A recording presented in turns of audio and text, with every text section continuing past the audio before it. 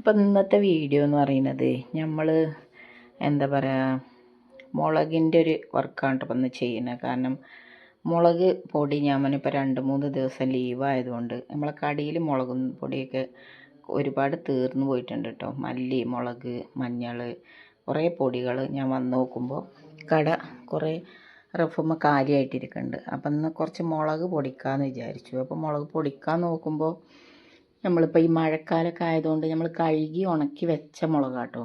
പക്ഷെ മഴക്കാലം ആയതുകൊണ്ട് നമുക്കിത് ഒന്നിങ്ങനെ പൊട്ടുന്ന രീതിയിലായാലുള്ളൂ മുളക് പൊടിയുള്ളൂ. അപ്പോൾ അല്ലെങ്കിൽ ചതയ്യാക്കാരം മെഷീനിലിട്ടാൽ. അപ്പോൾ ഞാൻ ഇങ്ങനെ വിചാരിച്ചു എന്ത് ചെയ്യും ഇപ്പം ഇനി. അപ്പോൾ ഞാൻ പിന്നെന്താ പറയുക, നമ്മളെ ഡ്രയറൊക്കെ നമ്മൾ വാങ്ങിയിട്ടുണ്ട്. പക്ഷേ അത് ഫിറ്റ് ചെയ്തിട്ടില്ല. അത് ഫിറ്റ് ചെയ്യണമെങ്കിൽ അതിൻ്റെ കറണ്ടിൻ്റെ വർക്കുകൾ നടന്നുകൊണ്ടിരിക്കുകയാണ്. നമ്മളെ ഈ റൂമിൻ്റെ തൊട്ടപ്പുറത്തെ റൂമിൽ നമുക്ക് മെഷീനുകൾ ഫിറ്റ് ആക്കുന്നുണ്ട് കേട്ടോ. കുറേ മെഷീനുകൾ വരുന്നുണ്ട്. അപ്പോൾ അത് ഞാൻ ഫിറ്റായതിൻ്റെ ശേഷം നിങ്ങൾക്ക് കാണിച്ചു തരും. പിന്നെ അപ്പോൾ ഞാൻ ഈ മല്ലി, മുളക് അതൊക്കെ ഇതിൽ ഒന്നിങ്ങനെ ചൂടാക്കി എടുക്കലാണ് ഈ മെഷീനിൽ. ചെറിയ തീന്, ഇത് ഗ്യാസിനാണ്. അപ്പോൾ ഇതിന് ചെറുതായിട്ട് ഇങ്ങനെ ഒന്ന് ചൂടാക്കി എടുത്താൽ നമുക്ക് പൊടിച്ചെടുക്കാൻ പറ്റുമല്ലോ. അപ്പോൾ 250 ഗ്രാമിൻ്റെയൊക്കെ മുളക് കടയിൽ തീർന്നു പോയിട്ടുണ്ട് കേട്ടോ. അപ്പം എന്നാൽ അതൊക്കെ ഒന്ന് ചെയ്യാമെന്ന് വിചാരിച്ചിങ്ങനെ നിൽക്കുകയാണ്. പിന്നെ മുളക് നമ്മൾ വറുക്കണീൻ്റെ ഒപ്പം കുറച്ച് എൻ്റെ കാര്യങ്ങളും കഥകളും പറയാം. അപ്പോൾ ഞാൻ ആദ്യമായിട്ട് തുടങ്ങിയത് ഞാൻ പറഞ്ഞിരുന്നു നിങ്ങളോട്, പിന്നെ തുന്നലാണ് തുടങ്ങിയത്. പക്ഷേങ്കിൽ അത് ഞാൻ കൂടുതൽ കൊണ്ട് നടന്നില്ല. കാരണം അത് നമുക്ക് നല്ല ഓർഡറും കാര്യങ്ങളൊക്കെ ഉണ്ട്. പക്ഷേ അത് മഞ്ചേരി പോയിട്ട് നമ്മൾ തുണികളൊക്കെ എടുത്ത് കൊണ്ടുവന്ന് പിന്നെ ആളുകളുടെ അളവിനനുസരിച്ച് തുന്നി കൊടുക്കുന്ന ഒരു പരിപാടിയാണ് ഞാൻ ചെയ്തിരുന്നത്. അപ്പോൾ അത് എടുത്ത് കൊണ്ടുവരാനും പോകാനും വരാനൊക്കെ ഭയങ്കര ബുദ്ധിമുട്ടും കാര്യങ്ങളും. പിന്നെ അങ്ങനെയൊക്കെ ആയപ്പോൾ എനിക്ക് തോന്നി അതിനേക്കായി ഒന്നും കൂടി ഒരു മെച്ചമുള്ള എന്തെങ്കിലും ഒന്ന് ചെയ്യാമെന്ന്. അങ്ങനെയാണ് ഞാൻ സിപ്പപ്പിലേക്ക് വന്നത് കേട്ടോ. അപ്പോൾ സിപ്പപ്പിൻ്റെ മെഷീന് വാങ്ങിക്കൊടുന്നു.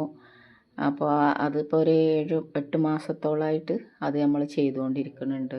മാഷാ അല്ലാഹ്, അൽഹംദുലില്ലാ, നല്ല ഉഷാറായിട്ടത് പോകുന്നുണ്ട്. നമ്മളൊന്ന് വിചാരിച്ചാൽ നമുക്ക് എന്താ പറയുക, നമ്മളെ വീട്ടിലെ ജോലികളൊക്കെ ഒരുക്കി ഒരു 9 മണിയാകുമ്പോഴത്തേന് നമ്മൾ ഒരുക്കി നമുക്ക് ചെറുതായിട്ട് എന്തെങ്കിലും ഒരു ബിസിനസ് ചെയ്യാൻ പറ്റുകയാണെങ്കിൽ അത് ചെയ്യുന്ന ഏറ്റവും നല്ലതാണെന്നേ പറയുള്ളൂ. നമുക്ക് പിന്നെ നമ്മളെ ഭർത്താക്കന്മാർ നമ്മൾക്ക് പൈസ തരൂല എന്നല്ല, പക്ഷേ എങ്കിലും എല്ലാറ്റിനും നമ്മൾ അവരോട് ഡിപ്പെൻഡ് ചെയ്യുന്നതിനേക്കായി സ്വന്തമായിട്ടൊരു വരുമാനം ഉണ്ടെങ്കിൽ അത് ഏറ്റവും നല്ലതാണ്. അതിന് സപ്പോർട്ട് ചെയ്യുന്ന നമ്മളെ ഹസ്ബൻഡ് നമ്മളെ കൂടെ ഉണ്ടെങ്കിൽ നമുക്ക് വിജയിക്കാൻ പറ്റും. അപ്പോൾ നമ്മളെ മനസ്സിന് പിന്നെ അതല്ല ടെൻഷൻ ഉണ്ടാവില്ല, ഒരു സന്തോഷം കിട്ടും.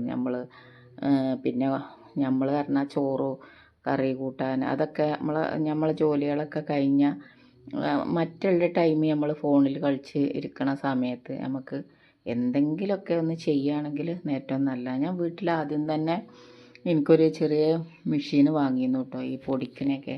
അത് നമുക്കിന്ന് മാർക്കറ്റിൽ ഇപ്പോൾ നമുക്ക് ചെറുതായിട്ടൊരു അരിപ്പൊടി പൊടിക്കണമെങ്കിൽ അല്ലെങ്കിൽ എന്തെങ്കിലുമൊക്കെ ചെറിയ ചെറിയ പരിപാടികളൊക്കെ ചെയ്യണമെങ്കിൽ നമുക്കിപ്പോൾ ഇന്ന് മാർക്കറ്റിൽ ചെറിയ മെഷീൻ വാങ്ങാൻ കിട്ടും, പൊടിക്കണ മെഷീൻ. അതിന് നമ്മൾ 3 ഫേസ് കറണ്ടൊന്നും വേണമെന്നില്ല. നമ്മളെ ചെറിയ ബിസിനസ്സുകളൊക്കെ കൊണ്ടു നടക്കണവർക്ക് നമുക്ക് അങ്ങനത്തെ മെഷീൻ, എൻ്റെ അടുത്ത് അങ്ങനെ ഒരു മെഷീൻ ഉണ്ട് കേട്ടോ. അത് വെച്ച് ഞാൻ അരിപ്പൊടി പിന്നെ പുട്ടുപൊടികളൊക്കെ ഉണ്ടാക്കിയിരുന്നു. അപ്പോൾ ആ പുട്ടുപൊടി ഉണ്ടാക്കി അത് വിജയിച്ചപ്പോൾ അതിന് കവറ് നമ്മൾ അടിച്ചിറക്കി. അത് ഞാൻ സ്പെഷ്യലായിട്ട് 3 ഐറ്റം പുട്ടുപൊടിയായിട്ടാണ് ചെയ്യണത്. അതൊന്ന് നമ്മൾ 10 ഐറ്റം കടല വെച്ചിട്ടുള്ളൊരു പുട്ടുപൊടിയാണ് ചെയ്യുന്നത്. നമ്മളെ മാർക്കറ്റിൽ ഇല്ലാത്ത എന്തെങ്കിലും ഒന്ന് കൊണ്ടുവരണം എന്ന് വിചാരിച്ച് ചെയ്തതാണ്. പക്ഷെ ആ സംഗതി നല്ല ഉഷാറാണ്, നല്ല പ്രോട്ടീൻ ഉണ്ട് അതിൽ. കുട്ടികൾ കടലയൊക്കെ നമ്മളിപ്പോൾ കറി വെച്ചാൽ തന്നെ കുട്ടികൾ കടല മാറ്റി ഇന്ന് ചിക്കനും ബീഫും അതൊക്കെ കഴിക്കണൊരു കാലഘട്ടമാണ്. അപ്പോൾ കടല വർഗ്ഗങ്ങളൊന്നും കുട്ടികൾക്ക് ഇഷ്ടമല്ല അത് കഴിക്കാൻ. അപ്പോൾ നമ്മൾ ഈ പുട്ടിലൂടെ അത് കുട്ടികൾക്ക് കഴിക്കാൻ പറ്റും. കാരണം പുട്ട് ചുട്ടിട്ട് നമ്മളതിക്കൊരു ബീഫ് കറിയോ ചിക്കൻ കറിയോ ഒക്കെ വെച്ചാൽ ഈ കടലൻ്റെ പ്രോട്ടീന് നമ്മളെ ശരീരത്തേക്ക് കുട്ടികൾക്ക് കിട്ടണം.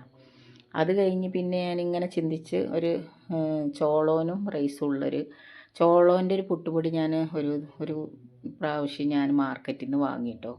അപ്പോൾ എനിക്കത് വെറും ചോളത്തിൻ്റെ പുട്ടുപൊടി കഴിച്ചപ്പോൾ എനിക്കതൊരു ടേസ്റ്റൊന്നും തോന്നിയില്ല. അത് കഴിക്കാനൊരു വയറിനൊരു ഭയങ്കര ഒരു എന്താ പറയുക, ഒരു ദഹനമില്ലാത്ത പോലെയൊക്കെ അങ്ങനെയൊക്കെ അനുഭവപ്പെട്ടപ്പോൾ എനിക്ക് തോന്നി അതിൽ റൈസും കൂട്ടിയിട്ട് ചെയ്താൽ നന്നാവും എന്ന് വിചാരിച്ച് അങ്ങനെ ഞാൻ റൈസും കൂട്ടിയിട്ട് പിന്നെ കോണും റൈസും ഉള്ള പുട്ടുപൊടി ഇറക്കി. അപ്പോൾ അത് നല്ല കുഴപ്പമില്ല, നല്ല സൂപ്പറാണ്. പിന്നെ നമ്മളെ പുട്ടുപൊടിൻ്റെ പ്രത്യേകത എന്ന് പറയുന്നത് അതിൽ ഉപ്പാടാണ്. ഏത് കുട്ടികൾക്കും, ചെറിയ കുട്ടികളൊക്കെ ആണെങ്കിലും പിന്നെ നമുക്ക് ഇന്നിപ്പോൾ ഹോസ്റ്റലിൽ അവിടെയൊക്കെ നിൽക്കുന്ന കുട്ടികളുണ്ടാവില്ല, അവർക്കൊന്നും ഉപ്പിൻ്റെ കണക്കും അങ്ങനെയൊന്നും അറിയില്ല. അപ്പോൾ ഈ പൊടിയിൽ തന്നെ ഉപ്പുണ്ടാവും. നമ്മൾ കുറച്ച് വെള്ളം എടുത്തിട്ട് നനച്ച് ഒരു 10-20 മിനിറ്റ് അവിടെ വെക്കുക. അപ്പോൾ ഒരു കപ്പ് പൊടിയാണെങ്കിൽ ഒരു 3/4 കപ്പ് വെള്ളം എടുത്തിട്ട് നനച്ച് അവിടെ വെക്കുക. എന്നിട്ട് പുട്ട് ചുട്ടാൽ നല്ല സോഫ്റ്റായ പുട്ട് കിട്ടും. പിന്നെ പണ്ടത്തെ കാലത്ത് ഞങ്ങളുമ്മ ഞങ്ങൾക്ക് ചെറുപ്പത്തിൽ എന്താ പറയുക, ഈ കപ്പപ്പുട്ടൊക്കെ ഉണ്ടാക്കി തന്നിരുന്നു കേട്ടോ. അപ്പം ഞാനത് ഇന്നുള്ള കുട്ടികൾക്ക് അതറിയില്ലല്ലോ കപ്പൻ്റെ പുട്ടൊന്നും. അപ്പോൾ അത് വിപണിയിൽ കൊണ്ടുവരാൻ വിചാരിച്ച് ഞാൻ ഈ കപ്പൻ്റെ പുട്ടും ചെയ്യുന്നുണ്ട്. അപ്പോൾ അതിൻ്റെയൊക്കെ കവറുകൾ നമ്മൾ ചെയ്ത് വെച്ചിട്ടുണ്ട്. ഇൻഷാ അള്ളാ അത് അടുത്ത് മാർക്കറ്റിൽ ഇറങ്ങും. കുറച്ചൊക്കെ നമ്മൾ സിപ്പപ്പ് കൊടുക്കണ കടകളിലൊക്കെ കൊടുത്തിരുന്നു കേട്ടോ. അപ്പോൾ കൂടുതലായിട്ട് ഇറക്കാൻ നമ്മൾ മെഷീൻ്റെ ഫിറ്റിങ്സ് കഴിഞ്ഞതിന് ശേഷമാണ് നമ്മൾ കൂടുതലായിട്ട് സാധനം ചെയ്യുള്ളൂ. നമ്മൾ മസാലപ്പൊടികളൊക്കെ ഇതേപോലത്തെ കവറിൽ, സ്റ്റാൻഡിങ് കവറ്, സാദാ കവറ്, അങ്ങനത്തെ കവറിലാണ് നമ്മൾ മസാല പൊടികളൊക്കെ ചെയ്യുന്നത് കേട്ടോ. ഇതാകുമ്പോൾ നമ്മൾ ഡിസ്പ്ലേ വെക്കുമ്പോൾ നല്ല ഭംഗിയാണ് കാണാൻ. ഇങ്ങനത്തെ കവറാകുമ്പോൾ നമ്മളിങ്ങനെ കടത്തി വെക്കണം സ്റ്റാൻഡിന്മേൽ. മറ്റേതിങ്ങനെ നമ്മളിങ്ങനെ നീർത്തി വെക്കുമ്പോൾ നമുക്ക് വായിച്ചെടുക്കാനും അതിനൊക്കെ നല്ല ഉഷാറാണ്. പിന്നെ ഈ സാധനം നിങ്ങൾക്ക് ആർക്കെങ്കിലും അറിയോ?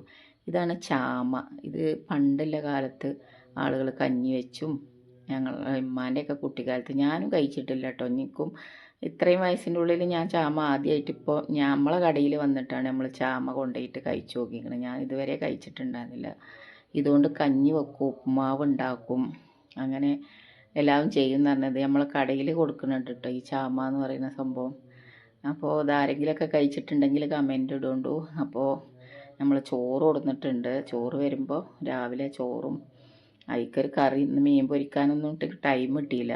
അപ്പോൾ വെണ്ടക്ക കറിയും ചോറും അതിക്കൊരു ഉപ്പേരിയും ഇതൊക്കെ കൂട്ടി ഇന്ന് ചോറ് കഴിക്കട്ടെ. എന്നാൽ അന്നത്തെ വീഡിയോ ഇത്രയേ ഉള്ളൂ. അസ്സലാമു അലൈക്കും.